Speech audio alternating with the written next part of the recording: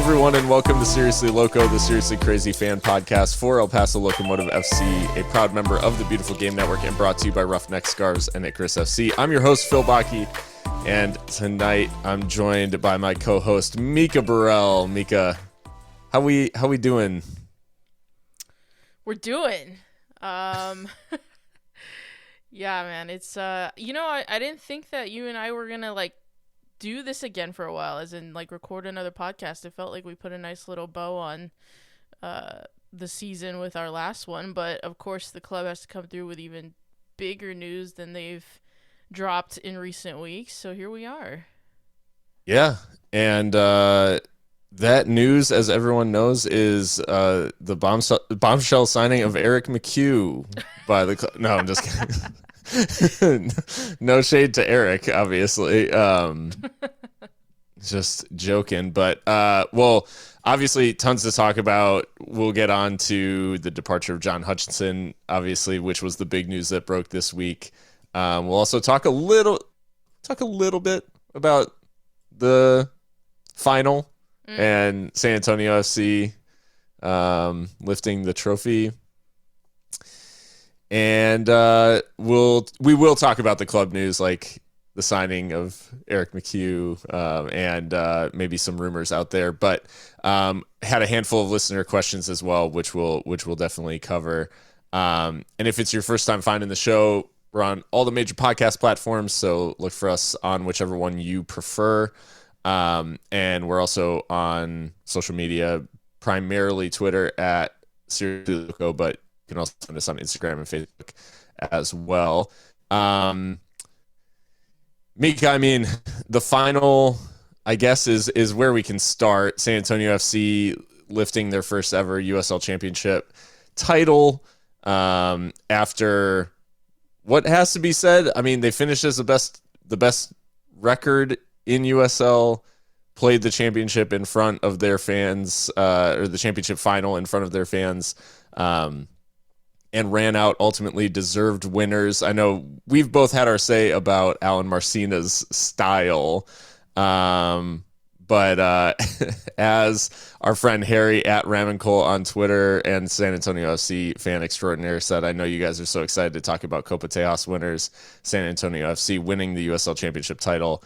Mika, I mean, for all of the debate over, whether it's entertaining or whether it's fun, at the end of the day, Marcina Ball brought home another trophy for San Antonio, and this was ultimately the perfect way, I guess, for them to end what was a very dominant season record-wise in the West. Yeah, I'm now just realizing with Harry's question / instigation that they did win a double of sorts. So yeah, congratulations to San Antonio FC. I saw the pictures and videos and stuff of them celebrating the trophy at the Riverwalk, which I think is pretty cool, to be honest. Yeah, Marcina Ball does it again. They were dominant this season, like you said, results-wise. Maybe not dominant in the sense of being a possession-based side or anything like that. They were very good at getting results while having, way less than the lion's share of the ball, shall we say. And that is a tactic and a skill in and of itself. And Alan Marcina has drilled it into those boys, with aplomb, shall we say. And yeah, I do think it is kind of satisfying in a way, if I try to take my Locomotive fandom out of it, to see a team that was top of the table go all the way, because that does feel like, okay, yeah, you're a league champion. It's not just who got hot at the right time. They sustained those performances through a knockout competition, and I think that does deserve a lot of credit. So yeah, congratulations to San Antonio on their double, if you will. And yeah, on their league title. I wanted them to win. I'll always pick the Western Conference team unless it's New Mexico, if they ever, for some god-forsaken reason, they get to a final. So yeah, I was rooting for them. Not too big on Louisville for myriad reasons, to be honest. So it was nice to see them do the damn thing. So yeah, congratulations, Harry, and to all the San Antonio fans out there. But Copa Tejas, it's up for grabs again next year. We'll see. Yeah, I guess the great thing about about sports is that we always get another shot. There is no there is no end to the football, but yeah, I think like you said, it is satisfying to see a team that was up towards the top of the table. I think for exactly the same reason why OC's title last year was so felt lacking in many ways because Yeah. they were very much that team that got hot towards the end, and that's not any shade towards OC fans specifically. It's just literally like winning in the playoffs versus sustaining that success over the whole season. Sure. It does feel much more satisfying. So yeah, credit to San Antonio for sustaining it over such a long period. And from a Western Conference standpoint, I mean, it just further cements that it is the better of the two. So, Big I mean, facts. it's hard to argue. The results are there over the last few years, I guess. And I'll tell you what, I mean, they did have to weather some adversity because that Mitchell Tainer PK miss could have really set the table for a really ugly outcome, but they managed to pull themselves out of that, and it's the worst penalty I've seen maybe ever. I'm sorry. I was going to ask, like, if you had to say, like, is it the worst penalty you've ever seen?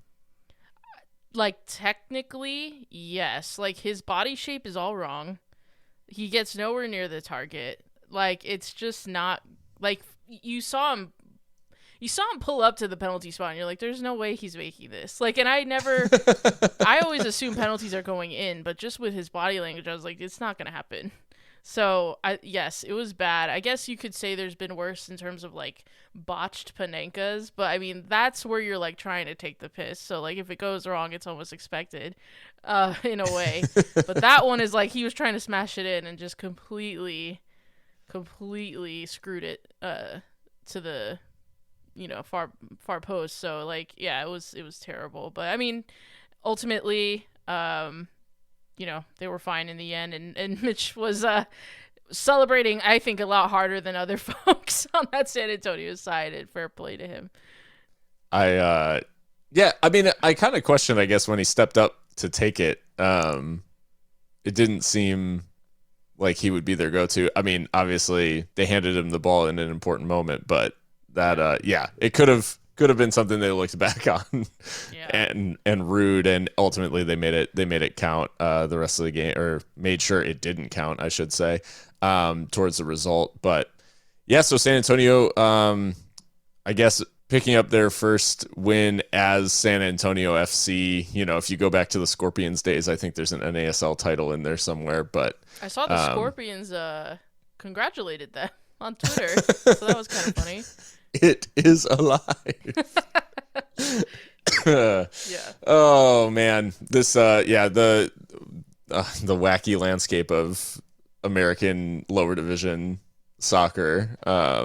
Every once in a while, the ghosts come out of the woodwork. Yeah. But yeah, so credit to San Antonio on a great season. But yeah, it does. I mean, it obviously hurts a little bit that Locomotive's been to 2 conference finals, and basically San Antonio went all the way at their first time of asking. Sure. So yeah, it does hurt a little bit. But yeah, enough about the other Copa Tejas teams. On to Locomotive's news. And John Hutchinson, it was announced that he is leaving El Paso Locomotive. So after one season in charge, so the club in their announcement said head coach and technical director John Hutchinson will leave his post after one season with Locomotive and stay on as a technical advisor for the club to help with player recruitment and the coach hiring process ahead of the 2023 season, a landmark 5th season for the Locos. Hutchinson is leaving the club with his family to go back to Australia as the demands of being far from friends and family began to add up. El Paso Locomotive has immediately begun the search for the club's new head coach.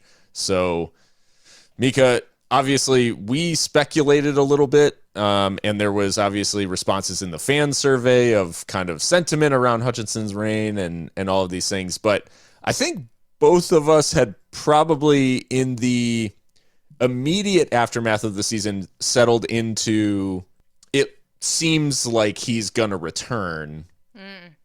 And then over the last couple of weeks, maybe like the last week or so, it just seemed like all of a sudden like sentiment started to change. And I think some of the family stuff had kind of been out there in the ether. Right. But what was your overall reaction, I guess, like with this, what ended up being sort of an expected departure, at the end, like by the time it was announced, but maybe we weren't exactly seeing coming like when the season itself ended. Yeah, I mean, there were rumblings months back that perhaps John's family was not settling here as well as would have been ideal, if you will. So that was there. I don't think there was ever an issue of John wanting to stay necessarily. I never got that vibe. But the night before the announcement was made by the club, we did get, some messages from those connected to the situation saying, yeah, he's out. Our understanding is that he asked to be released from his contract and his obligations with El Paso Locomotive FC, and the club weren't going to hold anyone, to ransom necessarily. So, they managed to work that out. And like you said, John's going to stay on in kind of a technical advisor role just to, provide some continuity in the off season, which I guess we could debate the merits of that. Certainly on its face, it seems like a sensible thing, but I think if you drill down, you could find something, interesting about that. But yeah, I mean, for us, I think we actually like Mark Lowry's departure. We were people were gracious enough to us to let us know, so we weren't like as shocked as when it dropped, publicly at the traditional 10 a.m. time, I guess. Yeah. But yeah, I mean, anytime a manager who wants to build something, and that is what we've been told, wants to really rebuild a club in his own image, only makes it through a season, clearly something's not gone right. And so, yeah, there will be a lot to kind of process about this one. And, yeah, the club and the quotes that they've given to the media have all very much leaned into the idea of, his family not settling well. But it did seem like there were some tensions, perhaps, behind closed doors, and not only him, but other coaches perhaps leaving the club as well. So, yeah, I think there might be a little bit more than meets the eye, but it's all kind of irrelevant, I guess. He's out, and the club are now engaging in an international search, as they put it, which is the same thing they said when Mark Lowry was announced as departing. So, yay, more change again. Yeah, I guess that's kind of at the heart of it, right? Is like we obviously in our first 3 years, got used to having Mark at the helm, and we were spoiled in a way. I joked in our group chat that Mark was, ancient by USL years as far as a coach, because I feel like any tenure longer than like 2 years is insane, like, and just like impossible at this level. So Markson Wenger. And we were spoiled and without really knowing it, I guess. And so now we've experienced a season. We have our first, 1 year head coach, which I feel like is a little bit of a rite of passage of USL and lower league American soccer. We have our first one season coach. But like you said, I mean, it feels a little bit strange because on the one hand, I think there are many in the fan base and like many people who watch the club who may, even from the outside looking in, maybe like not super surprised and may think that like, hey, this is maybe the right move for like all parties. It never really felt that comfortable. And like, I think with the gift of hindsight, it always like felt a little bit maybe awkward, or like John was still kind of settling in, but on the other hand, it does create another, as you said, like more change, another transition. And we talked about like the fact that this offseason was already, we were facing a lot of change kind of more generally, and we were facing like a pretty significant rebuild. Not to say that we don't have, I think the club has actually done a decent job of, well, those players who were locked down to like multi-year deals. Like we do have a decent foundation to build off of, but part of the reason why Hutch has been asked to continue to work on some of the player recruitment and stuff is because we're in the thick of needing to build a roster for next season. And now whoever is going to be, at the head of the ship when this thing kicks off next year is not here yet. Sure. And so this transition feels almost in a way more daunting than when we were looking to replace Lowry, simply because there's more gaps to fill in the squad and a lot less time. Like if he comes in January for preseason, if we have someone by January, which I would hope we do, but if we have someone by preseason, it's going to be a sprint to try to get them, off and running by the time the season kicks off in March.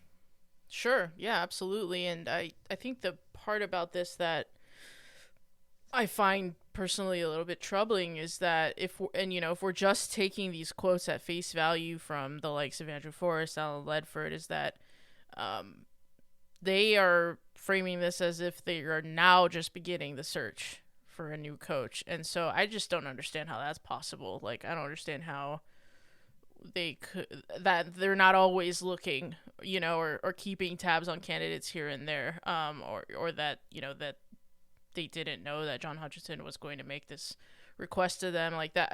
Again, I'm just taking what they're saying at face value. I don't know if there's been a process they've already been going through to recruit, but if we're to take what they're saying just as they said it, and as it's been reported and quoted, like that to me is scary that we're just now looking, because that process can take a while, as we know, especially if we're going to look abroad again, which they said they're conducting an international search, whatever that means. So, I hope we can get someone in soon. But at the same time, like, yes, you want to be, efficient and prudent and all that, and be sensitive to the time. Time is of the essence. But then it's like, well, do you let that time crunch get to you and hire the wrong person? It's like, I don't envy the position that the club is in right now to get that right, because I think that the microscope is just so zoomed in right now on their every decision,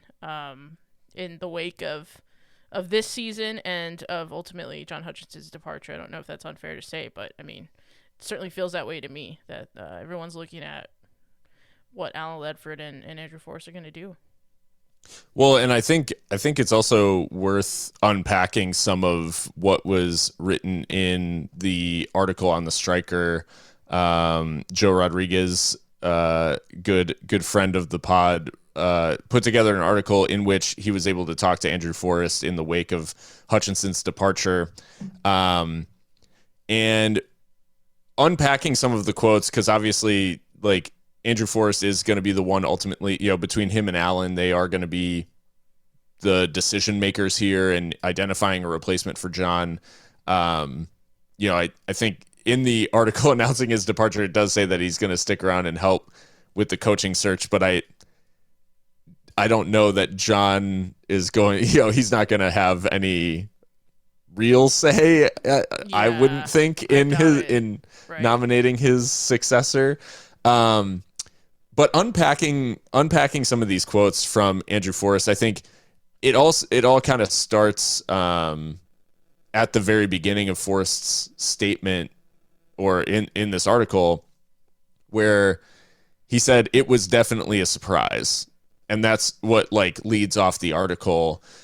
I think this is where, like, it kind of, from the beginning, there's a level of uncertainty here, I guess, that yes, we can't ever know 100% what someone is like thinking or planning on doing, I guess. I guess do you ever truly know someone if you want to get existential about it? But like this, for it to be framed as a surprise from the club's front office feels a little bit either like naive or disingenuous, and I can't tell which. And you can't tell which is worse. Yeah. No, it's exactly kind of the point that I was getting at, is like, it really shouldn't be. Yeah. Someone's not paying attention if it was truly a surprise. And if it's not a surprise, but you still are just you still are just starting your search for a replacement, then there's some negligence going on. And I'm sorry to be harsh, but yeah, that quote took me by surprise. It should not be a surprise. Right. Unless, because we've been hearing this, right? I mean, the media has been hearing this, that there is this like idea that maybe John or primarily his family is not settling. And that happens, that happens with players too. I mean, Harry Brockbank, that's all I got to say. Yeah. So if we're just to take these quotes at face value, like, that's not the best way to, in my opinion, to allay any uncertainties among the fans.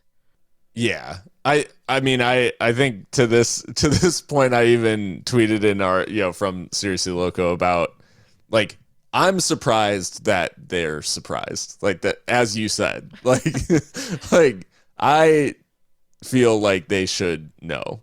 And I can't tell if they're trying to buy themselves some grace of, like, oh, we're caught off guard, like, that's why this is all like happening, and whatever happens next, it's like we're just reacting to things.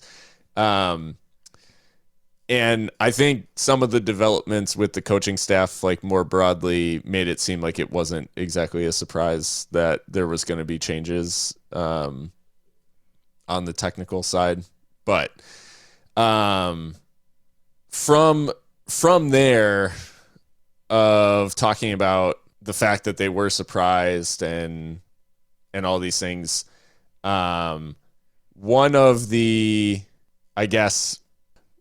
cliches that is often trotted out, like, by front offices in any sport, literally, is it is a cliche for a reason: trust the process. And trust the process in this case is tough because, I guess, like, if on the one hand we are surprised by this development, right, then there's now been a change in what we were expecting to do this offseason.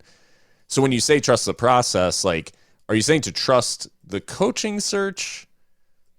Because the process itself, if you're looking at John Hutchinson's tenure with Locomotive as a multi-year development, the process is gone. Like, it's been, right. You may as well throw it out. Like, there's no, if we see the start of the John Hutchinson era as a process of transition and all of those things, well, it just got chucked in the bin, as they say. So, like, so I guess when these kind of things get trotted out, it can be frustrating because it's like, can we just call it what it is, which is like, this is going to be another year of transition, and, like, we're going to have to identify, like, I think there's some nuggets of that in this interview. Like, this isn't an enviable position for the club to be in, but we have to make the best decisions we can. That, to me, is like far more earnest than trust the process. Yeah, absolutely. Absolutely. And I think trust the process, it doesn't mean anything, right? Like, it's just one of those things that it's a cliche in sports that gets thrown out there when you're trying to allay the fears of a fan base, but not really make any promises or any set any expectations or agree to be held accountable for anything in particular, right? And so this is just the nothing quote to me. It tells us nothing about what the process actually is. Like you said, what process are we talking about? Are we talking about the recruitment process? Are we talking about the evolution of Locomotive? Like, what are we... What? And then, I Yeah. mean, what's more troubling to me is the quote of, "This club is not adapting to the style of the head coach. The head coach will fit the style or parameters that we've put in place that have been consistent across multiple coaches. The players we have will fit that style." This is absolutely puzzling to me because Mark Lowry and John Hutchinson are not two peas in a pod stylistically. So again, this, like the way that we're trying to tease out this word process, what do we mean by style? Because style to most football fans, I'd argue, means tactical style, playing style. Are you talking about like boardroom style? Like what is this corporate speak for something? Because I don't understand like how this is possible. Like how we can get a head coach to come in and fit us. The coach is the one that sets the style. So how are we going to impose one on a new one? Yeah. I mean, you can say to a coach or coaches that you're recruiting for, we want to play attacking football, which, yeah, also, what does that mean, right? But you could say that, right? But that coach still has to come in and execute that. So this, to me, doesn't make any sense of, like, we're not adapting to the style. Meanwhile, also purporting that the coaches that we've had before are similar in any way stylistically. So there's just a lot here that I just was like scratching my head at, and it's great reporting by Joe. Like it's not nothing to do with the article. I thought it was great, but like some of these quotes, they're quotes too. Like they're not even paraphrasing. You know, it's. Yeah, I think you've hit the nail on the head too with the style there. Just because I mean, we could spend the rest of the episode talking about how stylistically Mark and John were very different, and you could break it down position by position, role by role, like all of these things. The easiest way to demonstrate it, I guess, is simply like take the attackers and the way that we played under Lowry, which was two up top, Lucho and typically Josue Aron Gomez, but partnering two people in those attacking areas, whereas we played it a front three every single time under John Hutchinson, and Lucho was like more withdrawn, all this stuff. So stylistically totally different. The numbers show that they're totally different because Mark, obviously we didn't concede a lot of goals. We conceded a lot of goals under Hutch. We also scored a lot more goals under Hutch than what we scored under Lowry. So like, yeah, we had a lot of the ball. We complete a lot of passes. Like that's such a like broad, those are such broad attributes of a style to hit. Like, hey, dominate possession. Hey, you know, play something attractive. Like that's very broad. Right. And so, yeah, identifying a coach, like I get broadly what he means in that they're going to target candidates who fit their ideas of what they want. But at the end of the day, like stylistically, you can't just say whoever we hire is going to conform to what we play. Like that's just not right. And I think you're probably right. Managers ever done that. Right. Yeah, no, I think you're probably right in that is what perhaps was meant by it, is like we have an idea of what we want and that person that we hire will be that. Yeah. But the way that this is framed is like, if I'm a coach looking for a job at this level, I'm going, wait a minute, I'm not going to have any say here. And then he ends the quote with, the players we have will fit that style. The players we have, present tense, players we've already recruited, players John Hutchinson has presumably recruited, will fit the style of an incoming coach. Like, if there's anything that makes a coach like annoyed anywhere, it's not feeling back to the transfer market and getting their players. Like, we know this, right? So, I think you're probably right that it was meant in a way that is a lot more palatable and understandable. But if we take it at what it says, it's like very problematic. I don't know if I want to say problematic, but just like, what are we doing? What are we doing? Yeah. So. And I think it's a little bit strange too, just to point out, because he says like by the time preseason starts, a lot of players will have come off the board. But I mean, at the same time, like presumably us hiring in a new coach, we're going to have some like late season acquisitions as we've had every single year. So I don't know. I'm just maybe getting a little too granular at a certain point, but I think the reality is the search, and we'll get on to more of the search and maybe like how we're thinking about how the club is thinking about replacing Hutch. But some of these quotes a little bit strange in that way. And then the end of the interview kind of wrapped up with a little bit of a strange framing of the last 4 seasons of Locomotive, which is after the trust the process. Forrest said, "I like to think we've over-delivered on many aspects in the 4 years of being an expansion team. We've got better aggregate results than New Mexico United in the last 4 years and most other clubs in the league." This is where, again, it just doesn't come across as like hearing what the fans are saying. And it definitely isn't framed in a way that is, we fumbled the bag of we had the best team in the Western Conference a year ago and we missed the playoffs this year. Yeah. It's a choice, isn't it, to cite past results in defending the work that you do rather than saying, watch what we're going to do next, right? Yeah. And that those stats are true, like cool. Over delivered, that's another choice word that I think is interesting. And I guess if you really want to get technical, I suppose it is true. I mean, 2 back-to-back Western Conference finals in first, years of existence is a big it's a big deal for sure, but like that is not just down to the front office. Mark Lowry had a big impact in how those seasons went.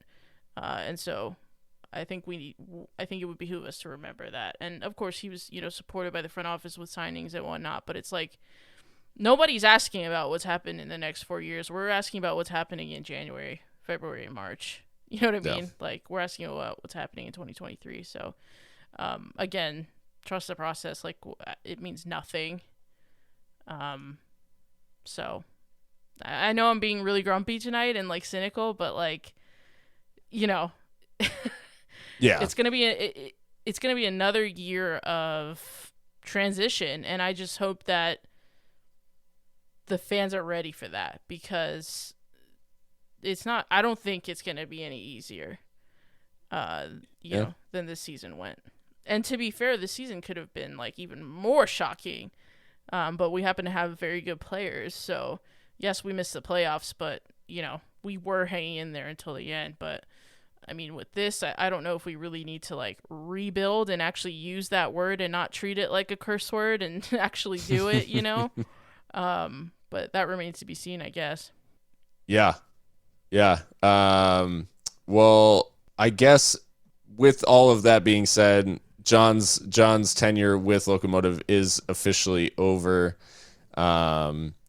He ends with a record of 13 wins, 7 draws, 15 losses, 57 goals scored, 56 goals against, and 46 points for a 1.3 points per match record. So obviously missing the playoffs as well, which ultimately has led to the questions around his tenure, and now the question will be asked of the next manager inbound. But looking back on John's season here in El Paso, we spoke a little bit about it from the standpoint of him probably returning next year.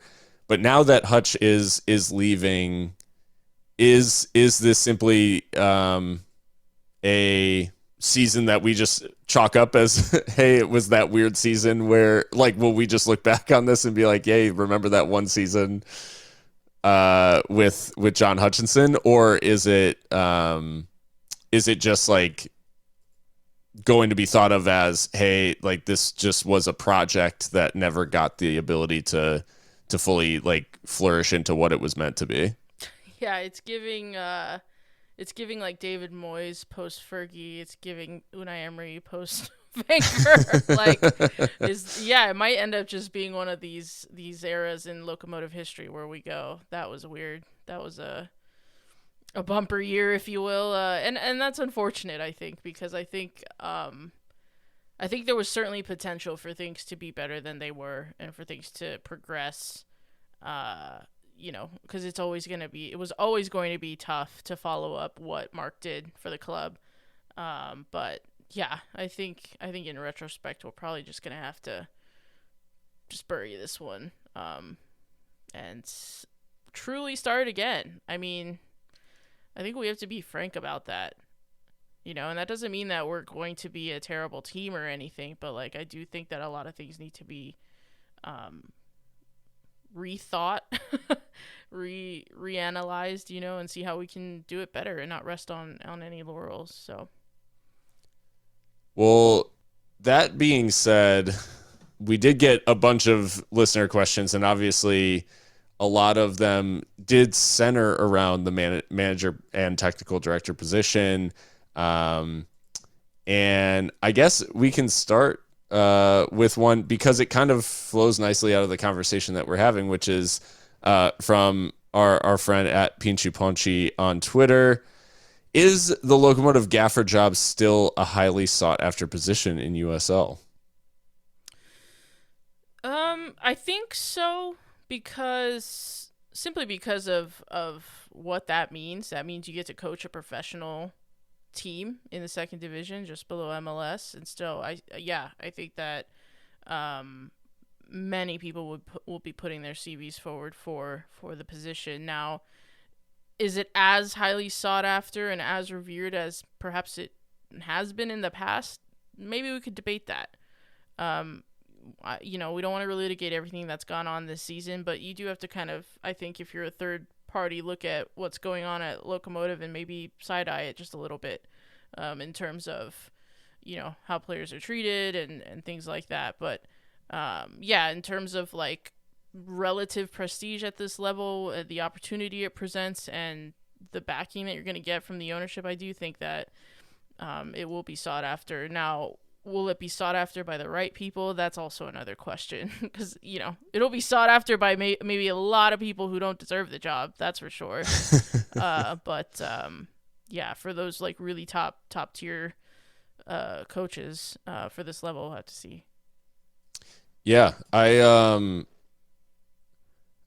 think the way I've been thinking about it is, last year I felt like Locomotive could, and maybe it was a little bit of hubris, maybe it was even unrealistic, I don't know, but I felt like there were very few managers in USL who wouldn't have jumped at the chance, like given the track record, given the strength of the playing squad, like with Lowry. In my opinion, I felt last year like if we wanted, upper tier of League One, or like even, mid-tier championship managers, like I figured, like, I guess Ben Pierman is a good example. Like I felt confident that if we wanted to go get Ben Pierman from Memphis, like we could have done that. And maybe that's like whatever, being a homer, being like, I don't think we can do that this year. Like I don't think we could do, like, we could poach somebody significant from another team in the league. Sure. Like I think we could definitely get someone from maybe a lower level. We could definitely get someone maybe from a team, but I think a lot of the people that we would target would be high performers, like with their current team. And I don't know that we can get those guys now. Whereas last year I would have thought, like, with the strength of the playing squad and like kind of what you're inheriting, I feel like we could have sold a pretty attractive deal to an incoming manager. I think it'll be a little bit tougher now. Now it's not to say that we won't be able to go get someone good. I just think that it's like less. It's a little less than, yeah, as you said, like a little less than what it was last year. I think our stock was like pretty high when Lowry departed last year, and it just hasn't really, obviously the way this year has gone, and some of the, I think just the reputational stuff is where I think we've suffered a little bit more. Yeah, absolutely. Well, we got another question from at Ramical Harry, of course, the SAFC fan extraordinaire, as he put it on Twitter. And he says, what is seriously Loco's perfect makeup of the next El Paso coach? I.e., what's his playing style, personality, and experience? What will work in El Paso, knowing all the negatives and positives of El Paso on and off the pitch? So, build a manager. How are you doing it? Well, I do think, I mean, we talk about playing style. Like we joked about getting someone to fit, to fit a style, but I do think that given the personnel, I think we have the core of a team that should be looking to play a pretty like pressing, like a high octane sort of style. I mean, not dissimilar to what John Hutchinson like started out with, but I think maybe a little more clued into the limitations of his players, and from a physical standpoint too, I think. But the two things that I most look for, or I think I would be most looking for in a manager, is one, like Harry mentions personality. I think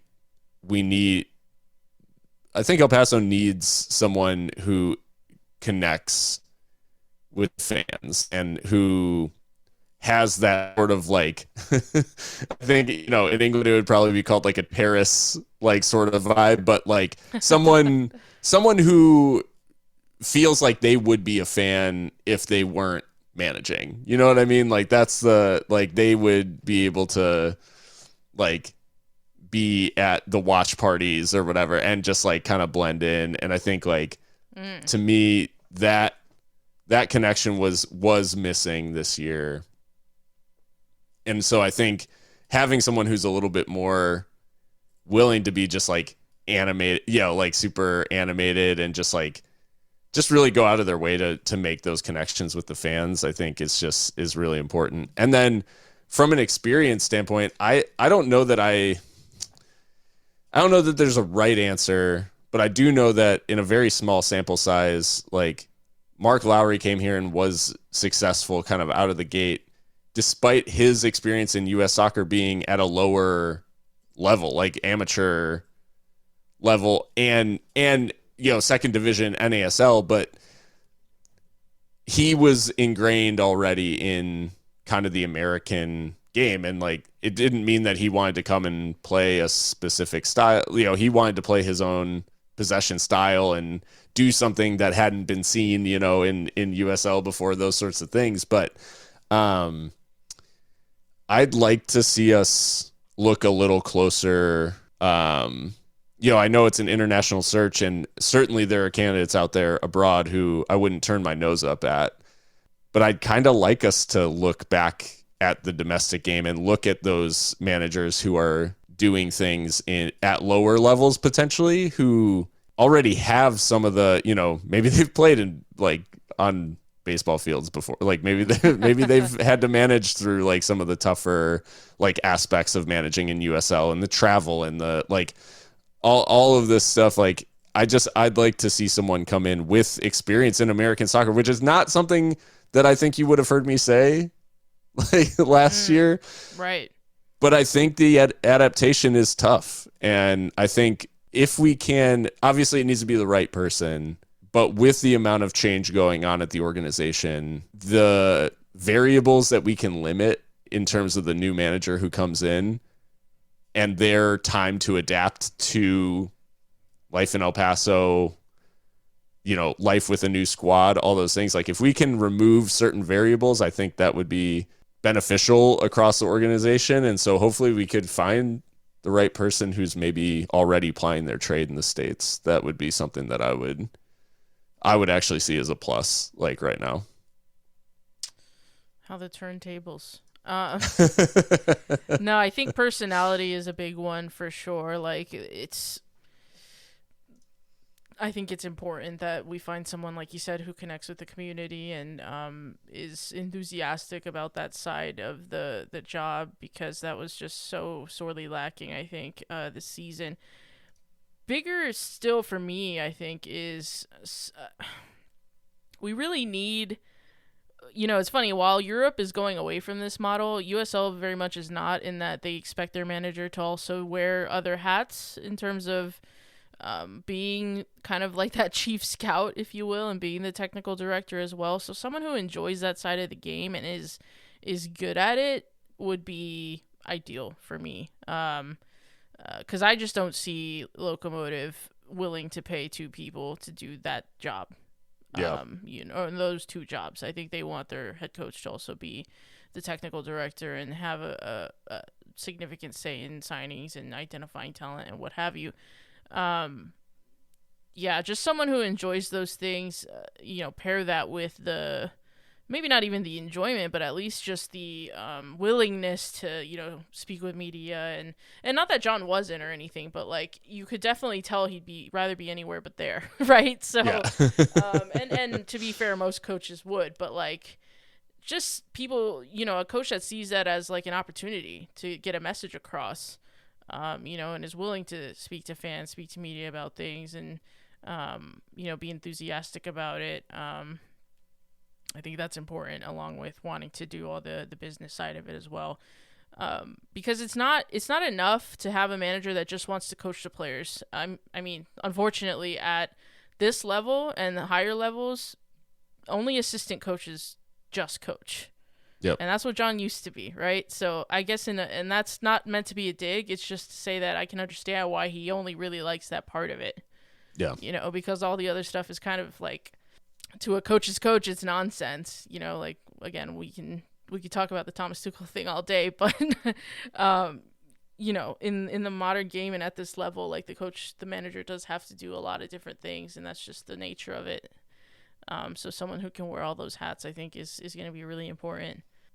Well, at Mark Ponce too on Twitter, I guess sort of to what I was talking about. He said, did the front office learn their lesson? Will they look to qualified talent within the USL or even NISA ranks? Maybe an MLS assistant ready for a jump. Phil's list last year was primarily on American soil. Thoughts this time around? I was thinking back. I realized I did primarily make a short list of USL or NISA, or American-based coaches who I thought we could get. But that's mostly just because that's who I know, that we could get,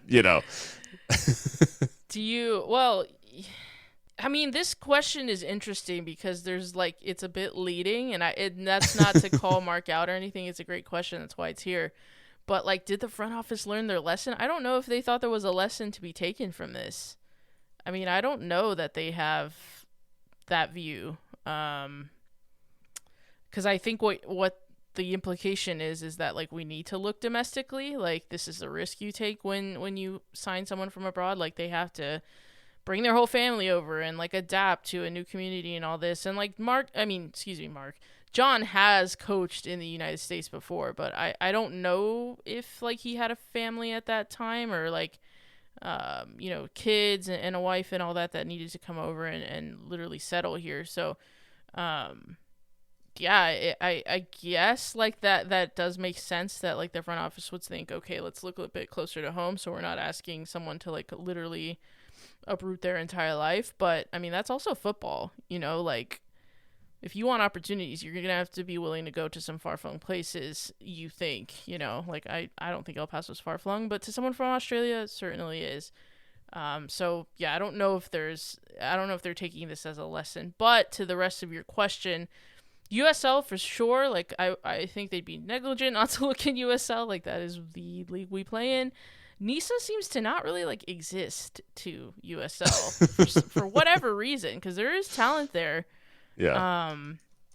and lower down in USL as well, League One and League Two. So I don't know. I mean, it would be clever to look there, but I don't know that anyone actually is. But yeah, I don't know. Phil, do you still have like anyone in mind? Because that's the other question that we got a lot of is like who name names. I saw someone say like someone was like Jay Mims or John Harkes. Let me stop. And so I don't know if you had like names in mind, like or what. I mean, as far as I haven't developed my short list Okay, yet. in progress. In terms of real names, I mean, a shout is South Georgia Tormenta did just win USL League One. So if we want to go, flavor of the week, Ian Cameron is their manager, who relatively young Scot, Okay. managing at Tormenta.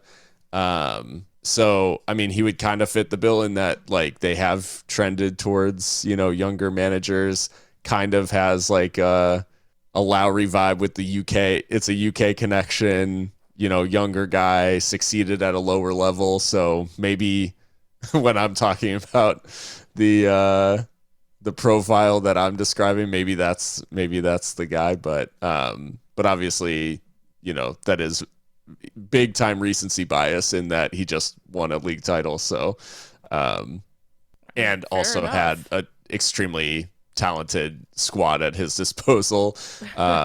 So we'll see. I mean, I think I'll need a little bit more work before I have like an informed opinion on who I think could be the next boss. But I do think Locomotive. I'm sure their search includes domestically based coaches, but what I guess my hope at the end of the day is that our short list has changed, because the sense that I got, and I think we all got from the Hutchinson search, is that, or what the search that ultimately led to the hiring of John Hutchinson, is that he was on the short list for managers when we hired Lowry. Mm. And that list was already 3 years old by the time like we brought that back out. So I think I'm just hoping that the thought is moving beyond some of the guys who maybe were on that list 4 years ago. Sure. Yeah. No, I think I think I need to develop a bit of a short list too, but I guess in the spirit of naming a name, like because you did. I mean, like I just said, like I would like someone who enjoys scouting and also has like a lot of um experience on that front. And I mean, the one that I think of is the assistant at to Tab Ramos at Hartford Athletic, Omed Namazi, who is also their head of scouting, as well as an assistant coach. So there's an example of a team in USL that has kind of like spread that job around, and not just put it all on Tab there. So I mean, really interesting managerial career for Omid. He helped Iran qualify for the 2014 FIFA World Cup as an assistant there. He's followed and followed in the footsteps of and worked with some very big names. I mean, of course, he's working with Tab Ramos now, but I mean, he followed in the footsteps of Emma Hayes at the Chicago Red Stars. Oh wow, Um, yeah. so he's coached at all level of the U.S. National team setup on the women's and the men's side.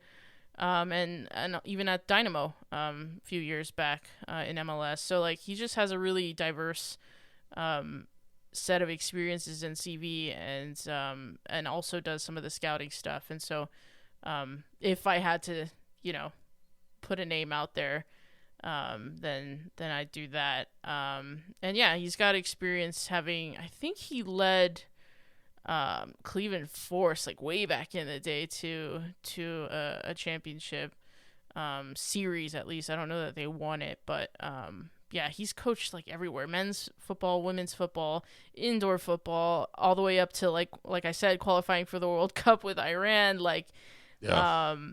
this is not someone who is green, right?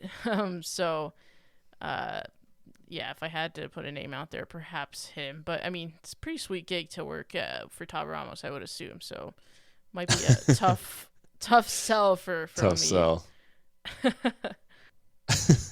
I'll have to do some research too, because now that you brought up Nisa, I gotta get smart on some of these managers, because I'm assuming there's talent here, like but Yeah.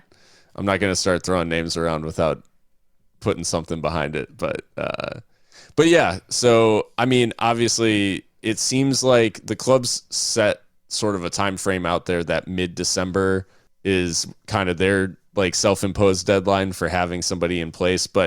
And I say self-imposed, like, I mean, they do need someone at least on the plane and, with a visa application, like by mid-December, so that they can be here in January. So it gives them roughly a month to figure things out. Which, yeah, in terms of turnaround, feels pretty tight. Yeah, just a bit under pressure. I know, like, in my job, if I'm trying to find someone to fill a position in a month, like, that's not enough. Yeah, like I said, I for all of my like grouchiness on this pod, and I do apologize, I did say that I don't envy what the club has to do now. So Yeah. yeah, A lot of work ahead of them, I think. But at the end of the day, it's like why why they're entrusted like with these things. They have to make tough decisions, and ultimately, hiring the next head coach, it's like this is the thing that they must get right. But it isn't stopping the club from doing stuff. And we have other news going around in Locomotive Land. Yeah, we had a question from @ebow27 on Twitter. Eric says, "What have you made of the new announced signings so far? I'm intrigued by Navarro and McCue." And you kind of name dropped Eric McCue at the top of the show. I mean, we went over Mark Navarro in the last episode, and we think this is a huge signing. Obviously, big potential. Yeah. What do you make of Eric McCue, other than that he might have the best jawline in USL Championship? Yeah. Yeah. I mean, Swedish born, but like has U.S. citizenship, which is that's always a big question with our signings of like, will they be able to enter the country? Big history. He, played for like DC United and Houston Dynamo's academies, and then spent some time with RGV as a product of being at Houston. Played in Charleston before eventually getting a move, and this move like from like who Locomotive has acquired Eric from is a Faroe Islands based club, AB Argir. So probably not the like standard that maybe like we would have been hoping a signing to be playing at. But with that being said, he's got USL experience, and from a physical standpoint, it is, I think immediate sort of just in physical stature, immediate comparisons to the likes of like Andrew Fox would be drawn. The big difference being that he is right-footed, which maybe that's part of the thought is I know we spoke about the two left-footed center backs when Fox and Payadas would be on the pitch together. So maybe there's a thought here to diversifying the the center back pairings there. But yeah, I think it's a shrewd move. I think it makes sense. He's also played a little bit at right back, which, I mean, God knows, like, we need depth there because it apparently is just like the injury pit at right back. So I mean, I think it makes sense to find a guy who's got experience in the league, and from a physical profile, like it definitely makes sense, and I think he fits the bill. Just a matter for me, I guess, of like, what's the standard that he's been playing at, and like, is he going to be showing up ready to compete, at a USL level? Yeah, which is insane yeah, to say. Like I would never say that about most people. Like, yeah. I mean, the good part is he does have some USL experience, so that's yeah, good. But it is in the Eastern Conference, which basically is another league, as we always say. Um, but yeah, I think physically his profile is what you want to see in a center back. Like you said, 6'3" or 6'4", something like that. Navarro is also a pretty big boy. So, I mean, we're in a team that we have noted for being a bit slight sometimes and maybe not as athletic or as physical. I mean, that does mark a change, I think, in kind of the physical profile of the team with these two. But yeah, I mean, you can't overstate like how good it is that he is also American because like you said, like we were laughing about it, but yeah, like visas clearing is a thing that we've been dealing with and likely will deal with as time goes on and more players are signed. But yeah, I'm intrigued by it. We'll just have to see how fit he is. I think he did actually play for, is it Argeir? yeah. So Seems like that's he actually played kind of a lot. yeah, so that's good. Sometimes it's just about staying fit when you want to come and join a club in USL. So that gives me some hope, I think, for this player. So Well, and obviously, as we said, the transactions are seemingly going to continue here shortly, and there are rumors on the wind of a new signing from abroad who's kind of imminent. So not sure not sure how much we can say, I guess, but it does seem like there is someone inbound and an attacker. yeah, we were hearing through the grapevine that there is a young man, attacking midfielder or a striker who is being looked at by the club. I mean, there's a lot of players being looked at, but this is the one that we've got more concrete information about. Will be coming from abroad, but we'll just have to see, um, how that goes. But I mean, that was a hole in the squad that I noted the last time we spoke. Phil is attacking midfield, so that would be a welcome addition indeed. But we'll just have to wait and see what transpires. Yeah, as you said, I think really ever since the departure of Diego Luna, and I mean obviously with Dylan Maris heading out of the club, like there that was always likely to be a big focus Sure. for the team going forward. But yeah, should have news. I mean, I'm assuming the pace of announcements, I guess, like has not really slowed despite the fact that like all this stuff is going on. I was kind of surprised actually to see, Locomotive make 2 player announcements before the season was officially over in USL. Um, and so I wouldn't imagine they're going to hold off on continuing with player announcements, especially now that they kind of have reason to. I don't want to say deflect because that's maybe being too harsh on the club, but they do have reason to like show that there's still progress being made, like while the manager is being identified. Yeah, absolutely. And that's kind of how it's felt, to be fair, is like just a deluge of news ever since our playoff hopes were officially dashed. And without getting too cynical, it is our understanding that the club just likes to stay relevant and keep the news coming. It's not necessarily about burying any one narrative or another, but it is convenient, I think. So Yeah. yeah, more change on the horizon, guys. Buckle up. You know. There is a lot. There's a lot going on. There's just, and I think, regardless of everything we talked about, it's simply, I mean, it's partially driven by the fact that like we're both, I don't know if you guys can tell, but we're both a little anxious about them getting it right this offseason. and it is like we said, it's a tall task for the front office. So any of the, picking apart quotes and stuff like that, it really just comes from a concern to make sure that the club continues in the right direction. And, I think we all felt the pain of how a season on the outside looking into the playoffs, and not up like in the conversation.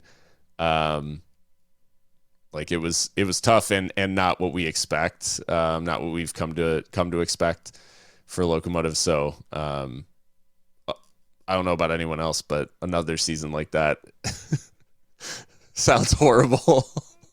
Like this season felt like it lasted 10 years, so I don't want to do that again. Feels like it's still not over. Like so much is happening and I'm emotionally exhausted. Like please stop. Yeah. So there's so much happening, and this offseason is really just getting started. But the search is going to go quickly, and ideally we'll have some news to be able to share on the manager front within the next month. But yeah, hopefully we're having a good conversation around the direction of Locomotive here in the near future. I guess with all that being said, I guess that's pretty much it. That's all she wrote for now until tomorrow or whenever the next bomb drops. I mean, we do have a big distraction coming up in a little thing called the FIFA World Cup. So we do. So there's that at least, I guess. We do. That is yeah, wow. It still doesn't feel real, the World Cup. No. Nor does it feel right for myriad reasons, but like the thought of watching like Iran versus Wales on like Thanksgiving or whatever is like, what the yeah, it kicks off on Sunday, Qatar, Ecuador at 11. There we go. And I think the club is having like watch parties, so if that's your thing, do it up. They are. I'm low-key, I'm a little bit excited now.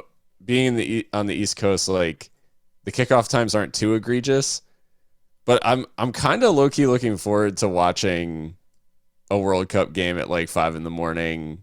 while like before work. Like getting a pre-work game in is appealing to me. Like some people go to Planet Fitness, you watch the World Cup at 5 a.m.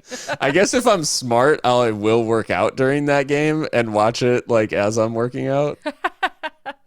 If I'm smart, we'll see how smart I am. Too funny. Well, I mean, we obviously have our other podcast, Hardcore Football, but and maybe we'll squeeze a World Cup episode in there at one point. But any teasers, Mika, for who you've got winning it? Argentina. It's Messi's time. I went the same. Yeah.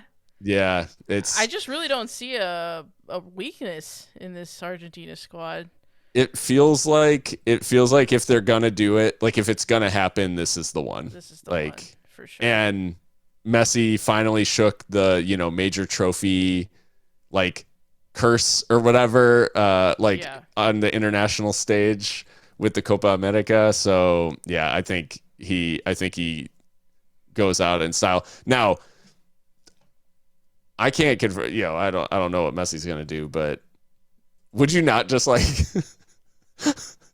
quit? Like, would you not just say, I'm good, like I won the World Cup, I'm out? That or like go to like Newell's Old Boys and just chill. Yeah. Like just immediately demand a transfer from PSG. Oh my God. Win the Qatar World Cup and then demand a transfer from the Qatari government. They're like, wait a minute, we're not done sports watching, sir. He hit him with the Uno reverse. No, that's actually I truly don't know. They may sign him up for like the Space Jam, like Michael Jordan, like Phil, sports slave contract. Stop. All right, we're getting way off the rails. We're way off the rails. Yeah, we're long gone. But yeah, with all that being said, like I said at the top of the episode, you can find us on your favorite podcast platform, Seriously Loco. And if you're so interested, leave us a rating and review. It does help people see it. And ahead of the 5th season, like, we are excited to hopefully be talking to more and more Locomotive fans. So it's really why we do this, is we just enjoy connecting and talking about the team that we all love. Or if you're a fan of a rival team, maybe love to hate, I don't know. But either way, we like building the community. So the more ratings and reviews we get, the more Locomotive fans who are going to be able to join. And likewise on social media at Seriously Loco, Twitter, Facebook, Instagram. We just, again, like connecting, so keep an eye out for stuff from us and news coming from the club. And I guess we'll kind of play it by ear and talk the next time that there's a big bombshell, as Mika said. And until then, stay loco.